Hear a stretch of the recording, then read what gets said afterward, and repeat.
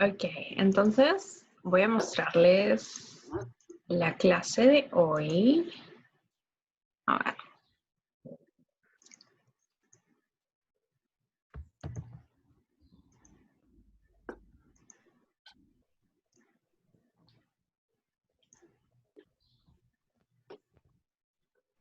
Que es la clase número 16. Increíblemente siento que este club empezó ayer, como todo en la cuarentena, y bueno, ya estamos en la clase 16. ¿Qué? Aquí vamos. El día de hoy voy a hacer así un mix de varias cosas. Y le puse un salteado porque soy de Perú y en Perú tenemos un lomo saltado que es como que muchos ingredientes y los pones en el sartén y lo haces, lo mezclas todo, queda riquísimo. Y así, con ese concepto es que empecé la clase de hoy. Vamos a ver conceptos básicos de estadística descriptiva, muy a la ligera, pero son muy conceptos que necesitan ser entendidos totalmente, sobre todo cuando empezamos a ver ya predicciones o cosas que no están siendo sobre datos que ya sucedieron y queremos hacer un estimado. Entonces vamos a hablar un poquito de eso, creo que ya lo hemos tocado antes, pero creo que había algunas dudas que me han preguntado, así que ¿por qué no hacerlo hoy? Luego vamos a repasar algunas funciones básicas, sobre todo de data wrangling, porque también son cosas que ya hemos visto, pero que siempre quedan dudas o que siempre es un recordatorio y veo que hay gente nueva también que se nos une hoy, así que es el momento perfecto para poder hacer todo esto. Luego les voy a hacer una pequeña introducción a lo que es R Notebooks o R Notebooks. Y ahí siento que les va a encantar. De verdad, como estudiantes, yo siento que todas mis notas que tengo en un cuaderno escrito las voy a pasar a esto, así que ya lo verán. Y por último, vamos a terminar con una pequeña introducción a gráficos interactivos. Me pareció excelente. Es algo que yo quería hacer con el proyecto y estuve investigando y bueno, empecemos la clase. Primero vamos a ver conceptos básicos de estadística descriptiva de nuevo. Lo primero va a ser el promedio. Yo sé que todo el mundo sabe lo que es el promedio, lo aprendimos en la escuela, lo aprendimos desde chicos, pero matemáticamente simplemente es sumar todo lo que tenemos a cada simple dato y luego lo dividimos entre el total de los datos que tenemos. Así de simple se calcula, es algo que siempre estamos utilizando, como veo algo en el chat. A ver. Un segundito.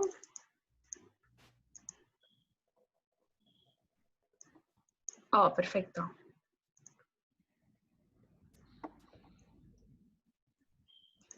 Ok, es la suma de los datos divididos. Simplemente es como que algo muy, muy básico, muy específico. Obviamente todos lo conocemos, pero si no tenemos ningún otro dato, es el mejor estimado que tenemos.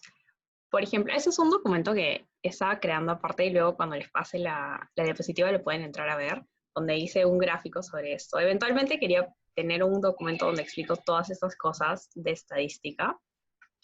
Y el ejemplo que pongo ahí es, digamos que tenemos un empleado nuevo que está entrando a la empresa, ¿no? Y cuando estamos decorando, bueno, en épocas pre-COVID, cuando estamos decorando todo el asiento, poniendo así los letreros de bienvenido, como que un pequeño, no sé, lapicero, son pequeñas cosas de la empresa, que cada empresa es única en eso, y decimos, ok, me imagino, me pregunto qué tal será, cómo será buena gente y cuántos años tendrá. Y digamos que el promedio de la empresa de edad sea 30 años. Entonces alguien diría como que, oh, debe tener, no sé, 30, 31. Y luego otra persona dice, oh no, escuché que acaba de graduarse de la universidad. Entonces el saber que acaba de graduarse de la universidad ya te da más información. A los 30 años posiblemente no se acaba de graduar de la universidad, entonces descartamos esa opción y diríamos, no sé, tiene 22, 23, 24. Entonces ahí estaríamos más acertados, digamos que esa persona realmente tenía 24 años. Al día siguiente nos damos cuenta. Entonces, esa información de la universidad es mucho más rica que tener simplemente el promedio. Y a la conclusión que quiero llegar es eso, es, si no tenemos nada más con qué comparar, simplemente no sabemos más información de la data que queremos estimar, el promedio es el mejor estimado, pero al ser el dato que queda después de sumar todo y dividirlo entre esa misma cantidad, puede ser un valor muy medio. Entonces, un poco que ignora todos los valores que están antes y todos los valores que están después. Entonces, siempre que tengas información adicional, úsala. No te fíes solamente del promedio, porque el promedio, de nuevo, está eliminando muchas suposiciones. Eso es simplemente la explicación que quería dejarles súper claro. Siempre que puedan poner los datos en contexto, pónganlos en contexto. Mientras más información, mejor va a ser el estimado que puedan tener. Luego pasamos a ver la mediana. La mediana es otra que definitivamente ya la han visto, todos la hemos visto en el colegio también. Matemáticamente simplemente se calcula dependiendo de cuántos datos tenemos. Si la cantidad de datos es par, entonces vamos a tener un caso como este, en el que simplemente hacemos el promedio de nuevo de los dos datos que quedan en el medio después de ordenarlos de menor a mayor. Si los datos son impares, queda simplemente un valor en el medio y ese es el valor que vamos a conseguir.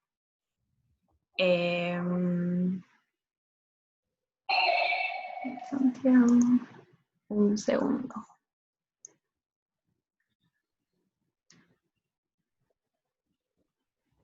Perfecto. Ok.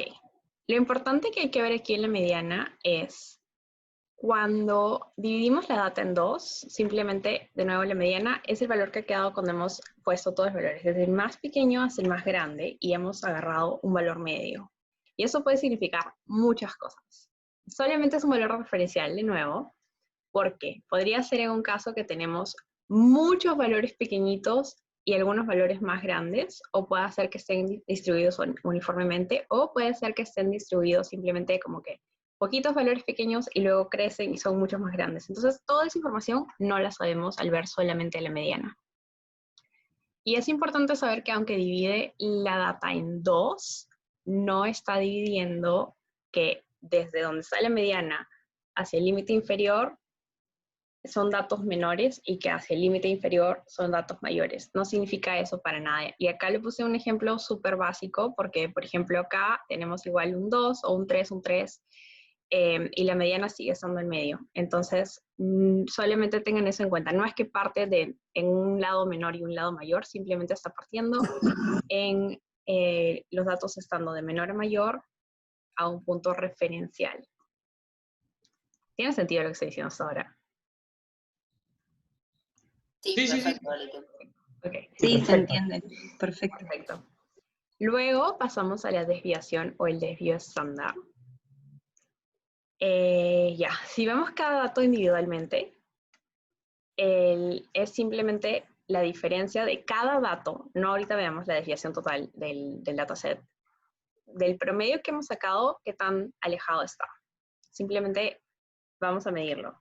Y luego, si fuéramos a resumir todas esas diferencias juntas, es que nos va a dar la desviación o el desvío estándar. Simplemente nos indica qué tan dispersos del promedio están. Entonces, al verlos, empezar a ver todos estos referencias en conjunto, es que nos da una mejor idea del dataset.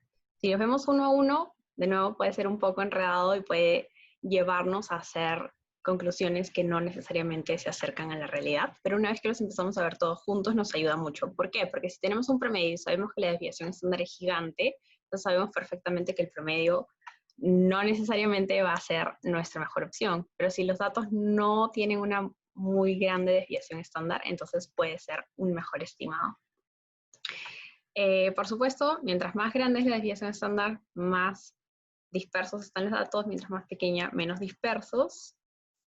Y no puede ser negativa, porque a la hora que lo calculamos, estamos usando una fórmula matemática que se usa con cuadrados. No tenemos que aprendernos las fórmulas para nada, porque todo esto está en R. Simplemente nos dice todos los datos de frente, no hay que preocuparse nada más. Y simplemente va de 0 a un número más grande. Sé que hay mucho texto en eso, pero si quieren leerlo después, ahí está para que se acuerden de todo lo que he dicho. Ali, te hago una consulta. Dime. En el caso del desvío, cuando es muy grande el desvío estándar, que vos decís, bueno, están muy dispersos los datos, entonces ahí habría muchos, puede ser que sean muchos outliers, ¿son? Cuando están muy alejados. O sea, ¿ahí qué nos convendría? Bueno, puede ser. Yo te diría que ahí no te fíes solamente del desvío estándar, porque puede ser que haya muchos outliers, pero también puede ser que el mismo rango de los datos sea muy grande. Ah, como claro. por ejemplo, no sé, si vemos los ingresos de la ciudad de Los Ángeles, por ejemplo, donde hay mucha, mucha gente así muy rica y hay mucha gente que no tiene casa, que vive en la calle. Entonces, ahí, por ejemplo, el simple rango de ingresos de todas las personas es demasiado grande. Entonces, si tú haces un promedio, realmente no te ayudaría mucho. Entonces, en ese caso, la desviación estándar va a ser bastante grande por los mismos datos, no necesariamente porque sean outliers. Está bien, listo. Sé que van a depender de los datos. Ahí tendremos que ver si es necesario ver si hay outliers como para sacarlos, si se pueden, y después, si no, trabajar con igualmente con esa dispersión. Capaz que no con esas medidas estadísticas porque no son representativas, pero sí con otras, pero con esos datos igual. Correcto. Pero también te ayuda mucho a entender el dataset. Porque de repente para lo que tú estás haciendo es importante saber que tu data es tan dispersa, porque de repente luego puedes hacer, no sé, o filtrar ciertas cosas y solo trabajar con una porción del dataset para hacerlo más uniforme y sobre esa porción solo sacar tus conclusiones. Como te ayuda mucho a saber con qué estás tratando. Ah, ok, listo. Ujú. Gracias. Oye, hola, Hola, una dime. precisión nada más. Este gráfico muestra los outliers, que son esos puntitos, pero hay otros Sí. gráficos de caja y bigote que no los muestran. Eso depende del programa, para que lo consideren. El Power BI, por ejemplo, no te los Ujú. muestra. Oh, Eso para que no, lo sepan, para que no, no crean que que no en otros siempre. herramientas, si no le aparecen, no es porque no haya. Algunos lo dejan fuera, dentro del mínimo o del máximo. Gracias, Luis, por eso. La verdad no estoy muy familiarizada con BI, pero es perfecto saberlo para que no busquen exactamente esto. Este lo he hecho con, de hecho, un library diferente que se los voy a mostrar luego. Así que también puede ser que sean un poquito diferentes cuando los hacen en ggplot, pero en ggplot también salen los puntitos para los outliers. Ok, el diagrama de Blocksplot, que en español se llama caja o bigotes, por obviamente la forma que tiene la caja y los bigotes que están aquí, tienen también mucha información. Entonces, una vez que ya hemos visto un poco cómo se está comportando nuestro dataset y todo esto, podemos hacer siempre un diagrama de Blocksplot para entender precisamente lo que ya le estaba preguntando de si es que tenemos outliers, si es que está muy dispersa la data, un poco más a fondo qué está pasando con el dataset. Específicamente si no sabemos mucho, porque si es data, por ejemplo, de nuestra empresa que ya conocemos, que ya sabemos, de repente es simplemente para confirmar que siga teniendo el mismo patrón.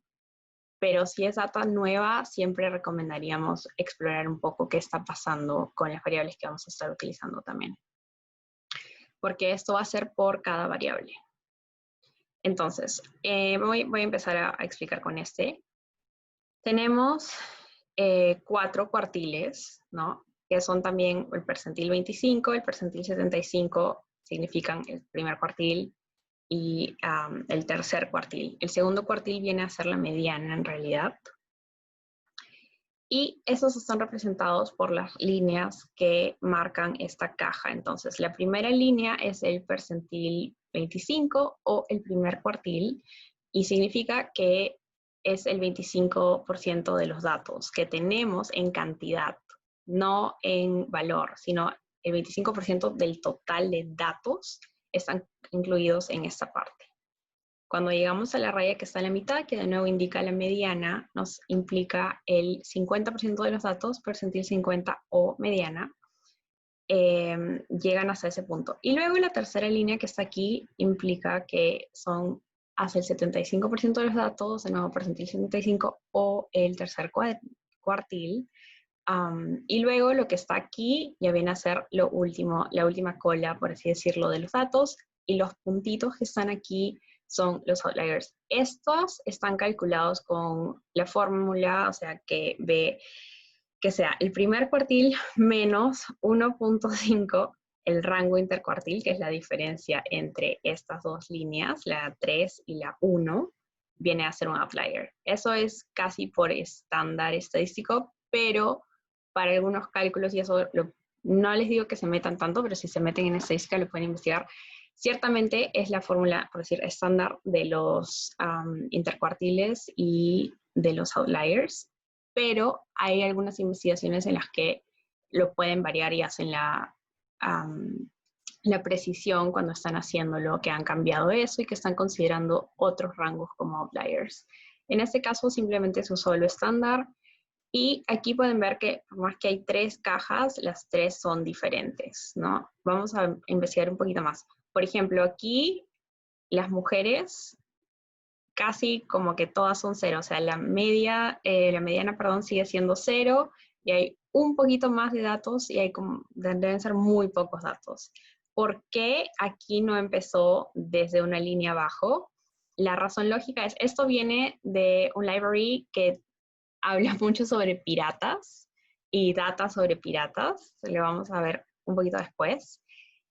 Y aquí está diciendo que las mujeres no tienen barba, lo cual por lo general es cierto. Al parecer en su dataset ha habido mujeres que tenían un largo de barba hasta debe ser un 4 más o menos, que es un outlier, pero la gran mayoría no tiene. Entonces, esto pueden haber sido muy pocos datos que crearon esto y por eso es que el boxplot empieza desde ahí, empieza a verse en realidad desde la mediana y solo se ve un poquito de datos aquí, un poquito de datos que sea como un 1, un 2, un 3 y posiblemente un 4 que ya viene a ser el outlier.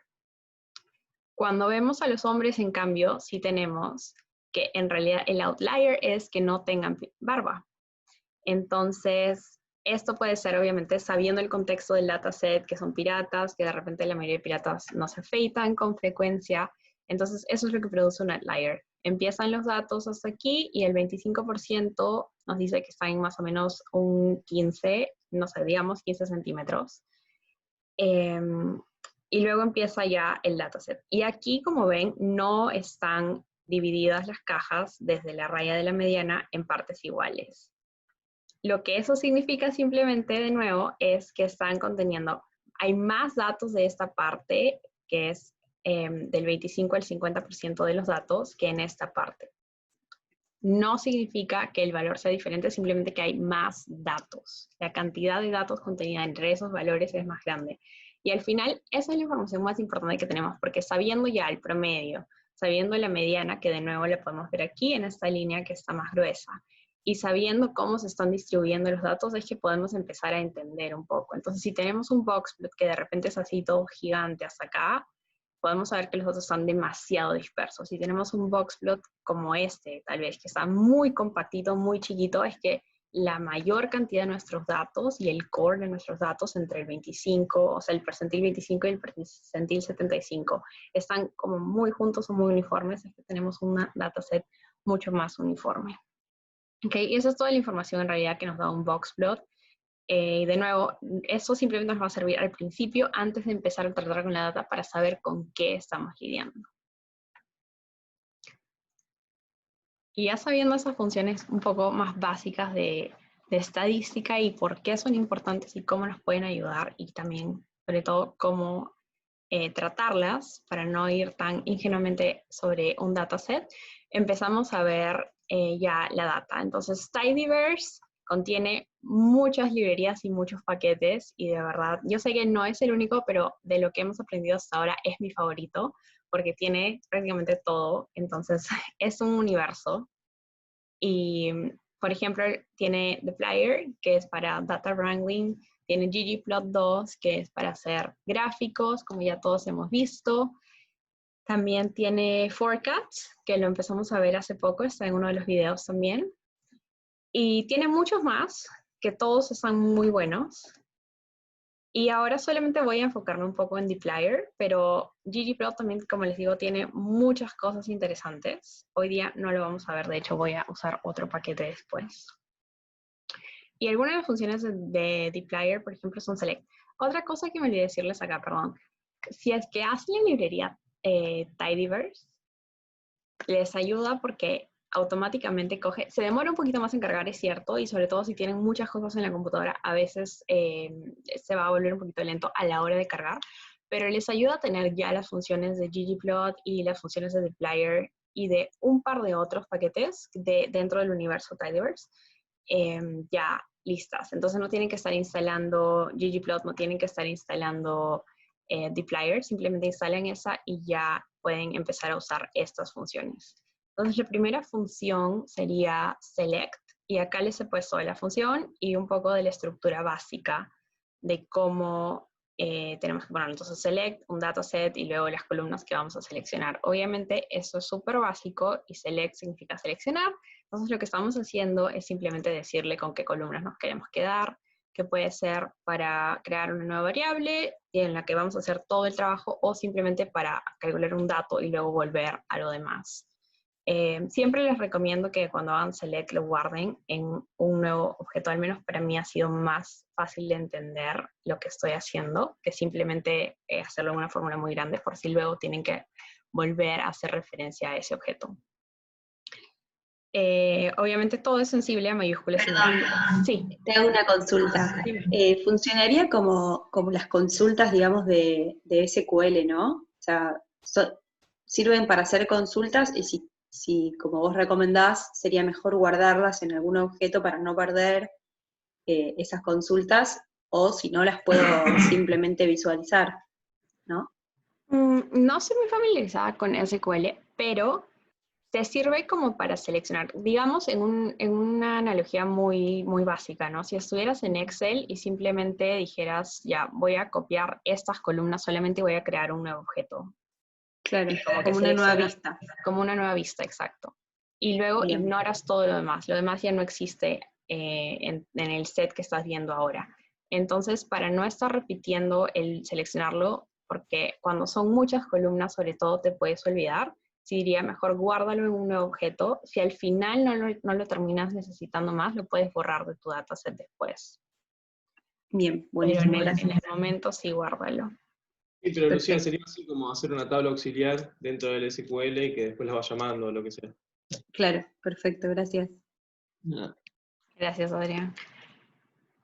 Ok.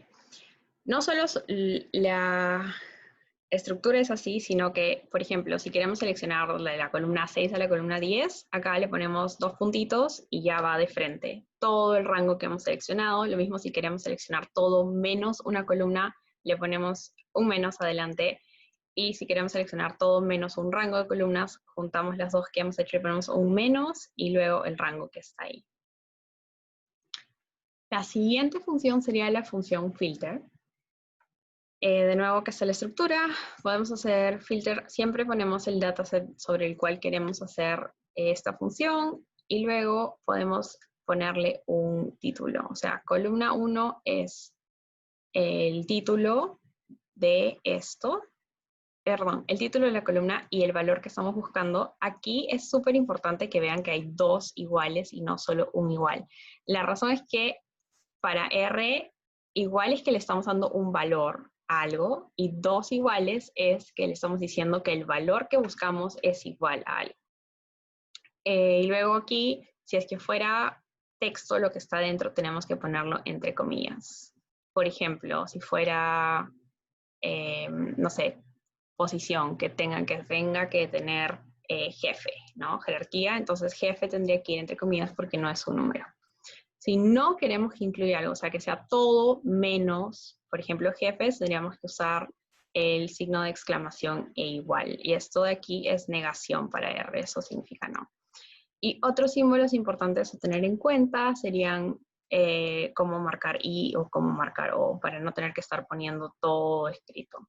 Otra vez, en columna 1, coma, columna 1 igual, simplemente ponemos columna 1 igual y luego I o O. Luego está la función arrange, de nuevo dataset y luego la columna que queremos usar. Arrange significa acomodar o ordenar las filas. Entonces simplemente es cuando nos des el resultado de, por ejemplo, un dataset que hemos creado nuevo con select, queremos que esté de menor a mayor por orden, no lo sé, de antigüedad en la empresa, por ejemplo, de años trabajados por la empresa. Entonces, por default, siempre lo va a hacer de menor a mayor. Si queremos que sea al revés, de mayor a menor, tenemos que agregarle esto, que es descendente. Y eso es todo lo que hace. Entonces, simplemente nos ayuda a ver. Siempre podemos revisar después que hemos hecho cada uno con head para ver qué es lo que está pasando en las primeras filas. Luego tenemos mutate, que sería el dataset de nuevo, y mejor regreso. Para agregar un dataset, una columna al dataset que ya tenemos, según valores que tenemos. Entonces, tenemos 2 separados datasets, tienen algo en común que pueda ser, por ejemplo, el ID de empleado, puede ser el número de empleado que tenemos. Y para juntarlo, en realidad es un mal ejemplo. Bueno, no se me ocurre un mejor ejemplo, perdónenme. Si tenemos el dataset ahí, ponemos la nueva columna que vamos a poner, tiene que tener un nombre. Es muy importante que recuerden eso. Entonces ponemos el nuevo nombre de la nueva columna y el objeto que vamos a juntar. En realidad, Mutate no tiene que ser con algo que tienen junto, y esa es la parte que ahorita me acabo de enredar horrible.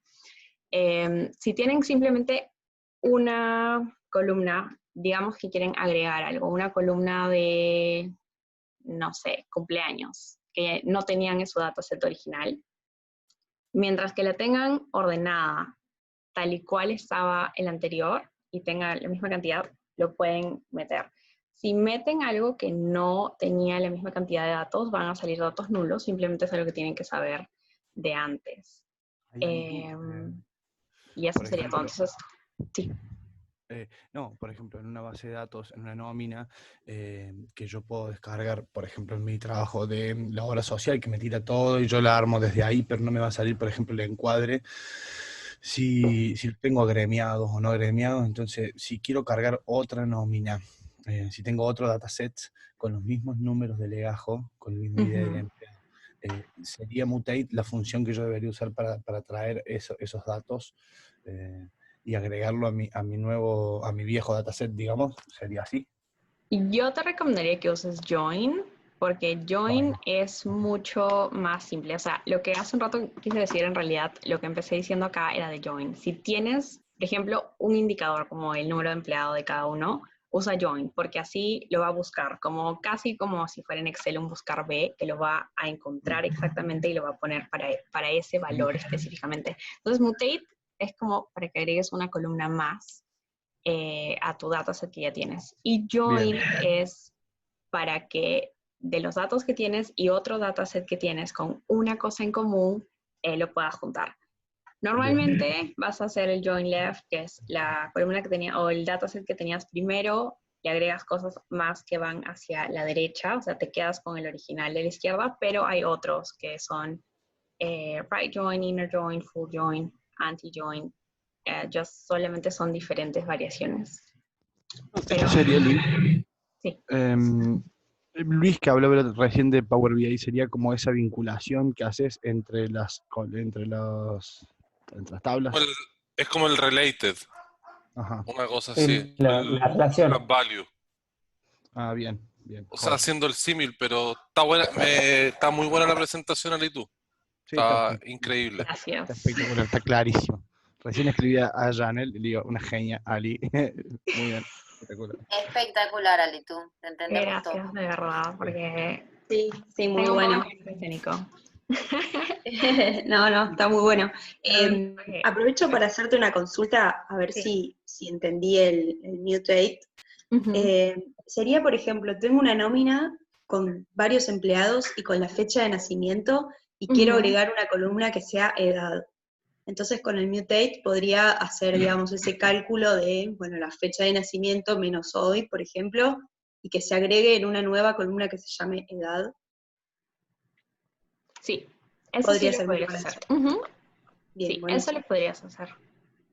Porque ahí Buenísimo, estás gracias. usando la misma data que ya tenías. Lo que decía que tengan cuidado es más si es data que viene externa, que le estás trayendo de otro objeto.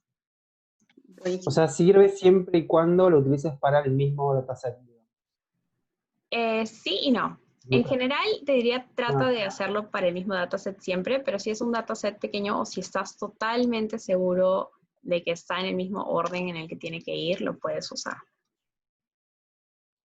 Ali, Sí. Ali, Bueno, justamente en el curso que habíamos hecho con Sergio, por Ujú. ejemplo, se unían con el ID del empleado, por decirte, o el DNI. Entonces ahí sí te podés asegurar, digamos, de que se una efectivamente, digamos, por más de que no esté ordenado, si te lo une por DNI, ya estás seguro que está bien, digamos.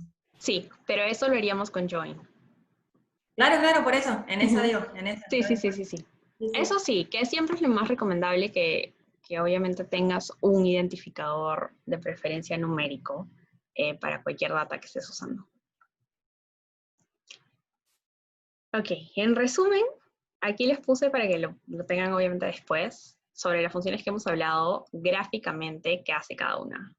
Entonces, si este es el dataset original, no he hablado de Summarize, pero Summarize simplemente te da un cálculo en base a la data que tienes. Bueno, filter, obviamente te quedas con las que deseas los valores. Acá se reduce un valor porque solo está viendo dos. Select, te quedas con una columna menos. Y mutate, agregas una columna que antes no estaba aquí. Y acá simplemente es lo mismo, pero en otros colores.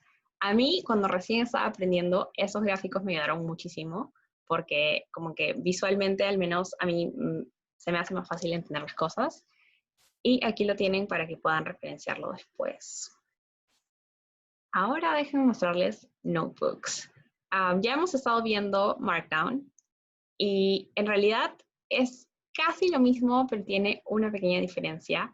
Me encantó cuando lo encontré y como les decía, voy a cambiar todas mis notas que hemos estado aprendiendo todo este tiempo para volverlo a notebooks, porque siento que como que tiene más sentido en el futuro cuando quiera volver a ver los códigos, volver a ver los temas que hemos estado viendo. Para crearlo es súper fácil, igual vas a un nuevo file y aquí aprietas Our Notebook. Es casi como un cuaderno, porque podemos tomar notas normales de texto, todos los comentarios tontos que siempre hacemos, y luego podemos agregar nuestro código.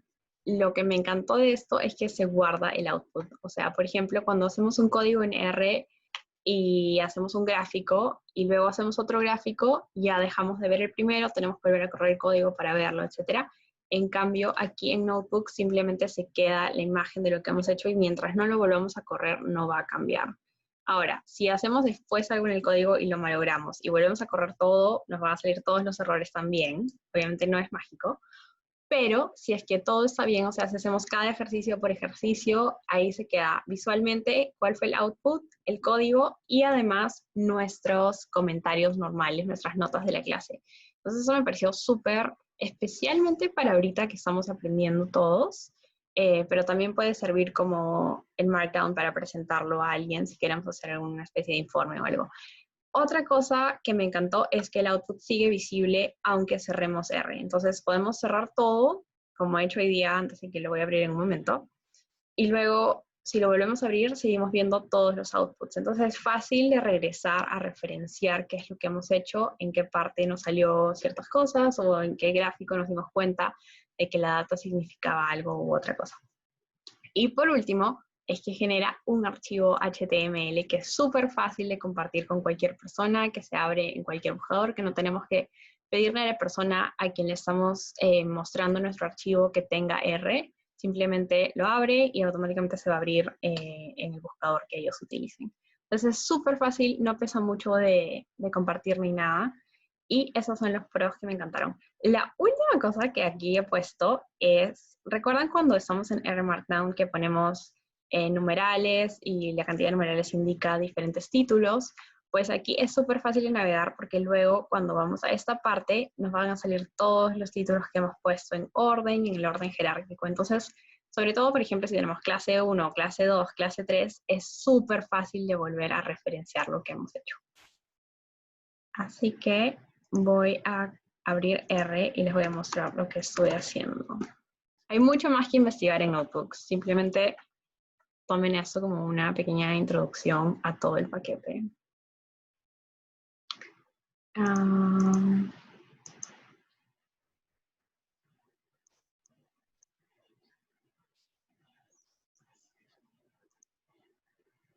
Ok, ven mi pantalla, ¿cierto? Sí, ok, gracias. Sí, se ve perfecto. Sí, Sí, se ve. ahora. Ok, entonces aquí lo que hice fue, de nuevo, solamente File, New File y Our Notebook. El título va a ir aquí. Obviamente cuando lo hacen recién va a salir un título genérico, pero simplemente lo pueden cambiar. Y aquí después de estas rayas empieza lo que hacemos. Entonces, es más pequeño. Nos ayudan, tomamos notas, lo guardamos y podemos ir creando los títulos, como les dije hace un momento.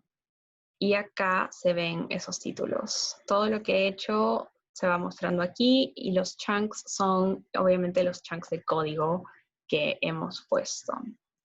Entonces, cada título que ponemos tiene una jerarquía y el texto normal que queremos poner simplemente lo escribimos así, sin poner ningún numeral y sin poner nada. Si queremos un bullet, bueno, ponemos esto. Y si queremos el texto en negrita es con 2 asteriscos y si lo queremos en cursiva es con 1 asterisco. También podemos hacer el truco que hacíamos antes en R Markdown. Si queremos solamente sombrear todo y luego hacer Shift asterisco y automáticamente lo pone. Ups. Bueno, no apreté a la vez. Ahí está. Y simplemente hacemos esos trucos si no queremos ponerlo al principio, pero ponerlo manualmente no afecta en nada. Cuando corramos el código, como les decía, se va guardando el output y todo se ve como pueden ver aquí, todos los códigos que he puesto se ven. Y yo acabo de abrir R y no he corrido el código todavía esta vez.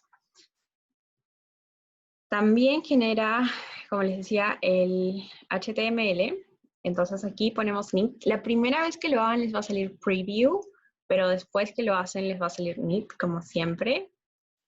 Y una vez que hacemos clic, tarda un poco y acaban viendo cómo va avanzando. Ya, se queda al 63%, etc. Y una vez que termina, sí demora un poquito. Sobre todo me doy cuenta, al menos en mi caso, cuando uso dataset que está en Google Sheets, siempre demora un poco en cargar. Entonces, solo tengan un poco de paciencia y una vez que carga les va a salir aquí. Y obviamente este archivo de HTML también se va a guardar en la carpeta en donde están guardados todos los archivos. Y desde ahí la pueden coger para compartir con quien quieran, lo pueden enviar en un email y la persona que lo abre simplemente lo va a ver en su navegador web favorito, así como si fuera una página. Entonces, el título principal de la clase, perdón, el nombre del notebook, que es el título principal, va a salir al principio y todo lo demás que ponemos va a ir saliendo así. Un numeral da obviamente un título más grande que 2, que 3, etcétera. Los bullets, todo. El código, los chunks, se van a ver de esta manera. Y luego cada output va a seguir estando aquí.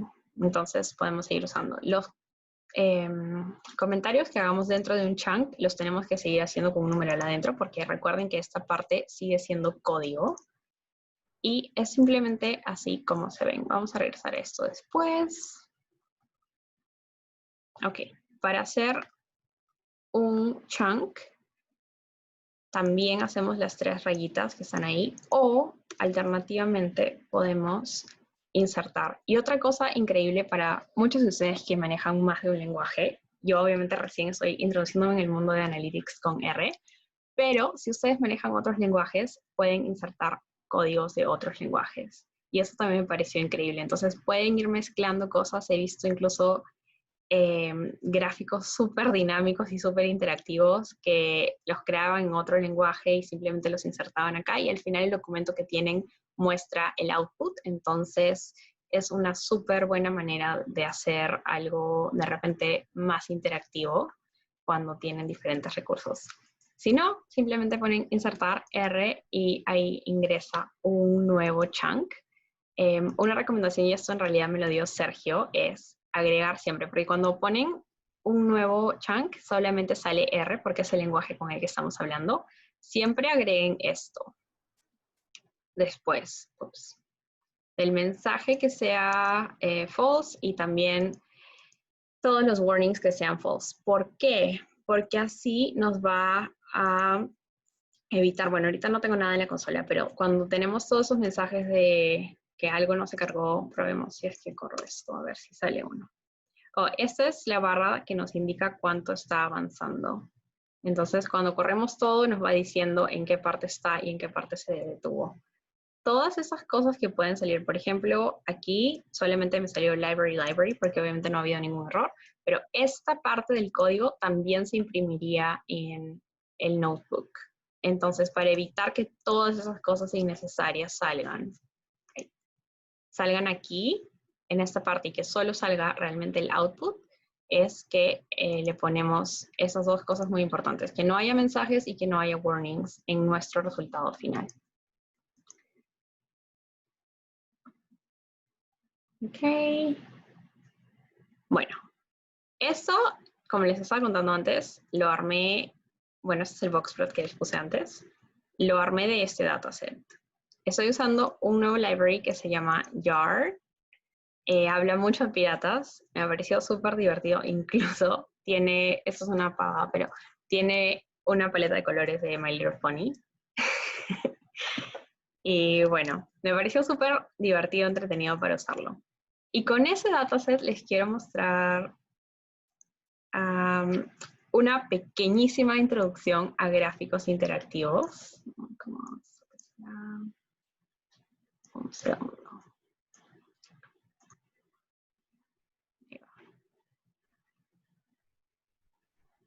Ali, después de poner el NIT, ¿ya queda armado el archivo HTML o necesitas poner el publish? No, ya queda armado. Genial. Buenísimo. Sí, es súper rápido. Ya queda armado y lo ves en esa parte de R como lo estaba mostrando, pero al mismo tiempo ya queda listo en tu carpeta donde están guardados todos los archivos. Y simplemente lo jalas, lo pones en un email, lo pones donde quieras y ya. Es súper, súper fácil de compartir. Claro, O sea, perdón, el NIT tendría que seleccionarlo una vez que ya terminé y voy a querer verlo en un HTML, ¿no? Sí, o lo puedes ir haciendo también en cada momento si gustas. O sea, si quieres ir viendo cómo queda, lo puedes ir haciendo. Lo puedes hacer cuantas veces quieras y bueno, dependiendo del código que tengas, no tarda demasiado. Si tienes ya demasiado código y, por ejemplo, no quieres hacerlo todo de nuevo o quieres hacerlo todo de nuevo, puedes empezar. Por ejemplo, digamos que hasta esta parte sé que está todo bien, ya no quiero volver a correrlo, está bien y ya me cansé. Simplemente puedo hacer run desde aquí y que haga todos los que están debajo de este, pero no va a hacerle run a los que están arriba. Entonces también te ahorra el tiempo si es que había algo muy pesado ahí que ya no quieres seguir cargando porque ya sabes que está bien. Perfecto, buenísimo. Gracias.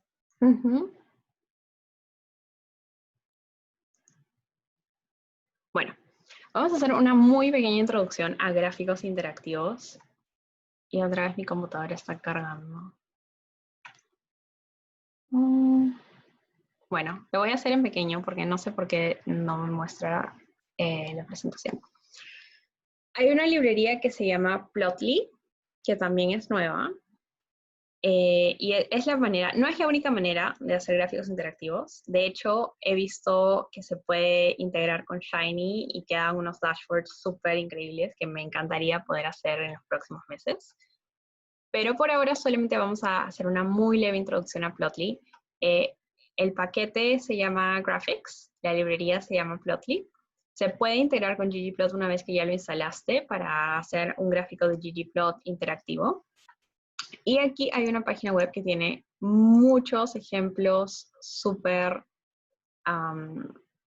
detallados y súper bonitos para diferentes tipos de gráficos que tengamos. Por ejemplo, no sé, si queremos hacer este gráfico que tiene diferentes ejes de Y, nos da, este ejemplo lo he puesto en el código, pero nos da perfectamente la estructura que necesitamos. Obviamente habría que cambiar los datos, habría que cambiarle diferentes cosas, pero me pareció un muy buen recurso para ir explorando todo esto y los diferentes tipos de gráficos que se pueden hacer. Y aquí también en la parte izquierda podemos encontrar cómo integrarlo con ggplot para diferentes tipos de gráficos. Entonces nos muestra los ejemplos en base a la librería ggplot2, como ya hemos visto antes, con varios tipos de gráficos y varios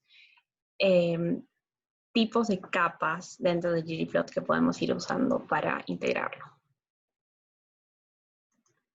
Ok, entonces regresemos a... Ahí ¿dónde está? Aquí. Para hacerlo, primero instalamos el paquete Graphics. Como ya les dije, siempre, aunque sea instalando un paquete, pónganle esto al código, porque si no, todo lo que sale, los mensajes que salen en la consola que están instalando van a salir también en su HTML. Ok, esto lo creé usando las nóminas de las primeras clases. No sé si lo recuerdan, simplemente usamos nómina y nos queda un gráfico interactivo. Aquí en la red obviamente el gráfico no está terminado, idealmente lo habría puesto que esté un poco más visual, pero simplemente quería mostrarles la parte dinámica de Plotly. Entonces, lo primero es que podemos ir haciendo así sobre el cursor y van a salir los detalles de cada dato. Otra cosa que podemos hacer aquí, bueno, este gráfico no es tan grande, pero si quisiéramos podemos moverlo. Podemos irlo subiendo, bajando. También podemos hacer zoom in, zoom out, si es que fueran dos barras que están muy cerca. Hay muchas cosas que se pueden hacer aquí. Incluso con un poco más de código podríamos poner un menú, por ejemplo, para seleccionar qué partes de esto vamos a mostrar y qué partes no.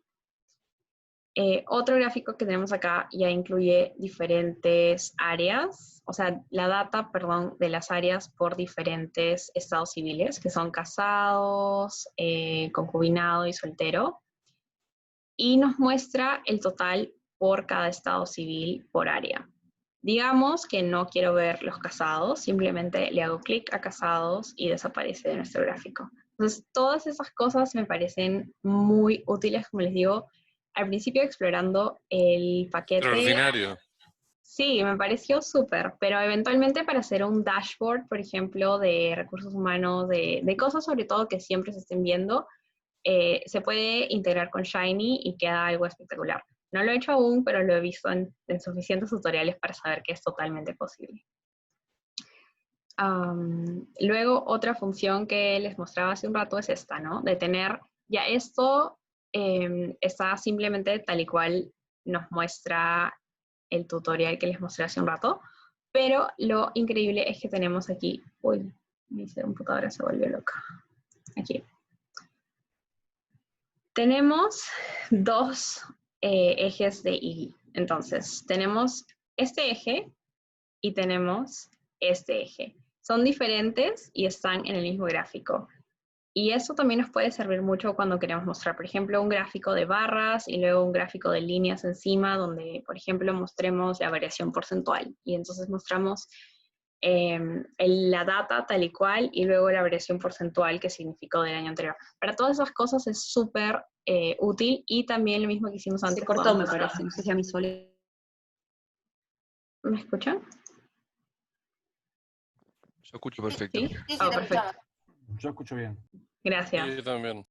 Ya. Sí, Podemos hacer lo mismo, entonces podemos ir variando y mientras, obviamente no vamos a poner muchísimas variables en un solo gráfico porque sería difícil de ver, pero si tenemos 3 o 4 que queremos ir mostrando, no tenemos que hacer ya diferentes gráficos, sino podemos ponerlo todo en uno solo y como les mostré aquí de hace un rato, podemos simplemente ver la parte que más nos conviene en ese momento. Ok, entonces les voy a mostrar la versión HTML que está aquí, que simplemente nos muestra de nuevo en la dataset. Incluso acá pueden ir viendo las páginas. Entonces, cuando lo cargan en R en la consola, por ejemplo, el tratar de ver un dataset es súper complicado, es súper difícil. Tenemos que ir a esta parte, hacerle clic y etcétera, para poder ver, por ejemplo, digamos este. ¿Cierto? Y vemos acá todo y es un poco difícil. En Notebooks puede ser un poco más fácil porque lo vemos como páginas, lo podemos ir explorando así. Y la parte interactiva que les he mostrado también se traduce en Notebooks. Por ejemplo, este gráfico, por más que está en HTML, se sigue viendo así. Entonces, ahí es la parte que quería mostrar. No solo para nosotros aprender a tenerlo de una manera más gráfica y más, como les decía, como recordando un cuaderno de la escuela, sino que si queremos compartirlo y ya usarlo de manera como no sé, un documento, por ejemplo, que queremos mostrar un informe, también podemos mostrarlo así porque esto se sigue traduciendo a el HTML, así lo abran y no tengan ni siquiera R instalado en el computador. Y todas las funciones se siguen traduciendo perfectamente. Toda la funcionalidad se queda. Y eso es todo lo que quería mostrarles el día de hoy. Está buenísimo eso, que se pueda hacer, que se pueda mostrar sin tener R, o sea, solamente con el HTML, está bárbaro. Esa parte me encantó, de verdad, porque a veces es un poco difícil. Tengo una amiga que justo está estudiando también Python y algunas cosas que, bueno, no son iguales, obviamente, pero a veces la lógica un poco que nos ayudamos. Y cuando le mostré eso, al fin lo pudo abrir, porque ella no quería bajarse R por nada del mundo. Me dijo, no entiendo, no lo estoy aprendiendo. Y dije, ok, y como que solo podíamos hablar por teléfono. Y cuando descubrí esto, dije, ok, ahora sí te puedo mostrar lo que estoy haciendo. Bueno, está buenísimo. Y es práctico además para eso, para, por ejemplo, en el trabajo o algo lo querés compartir, y está buenísimo. Sí, es Exacto. mucho mejor que un PowerPoint, ponele o lo que sea. Sí, sí, va re bien.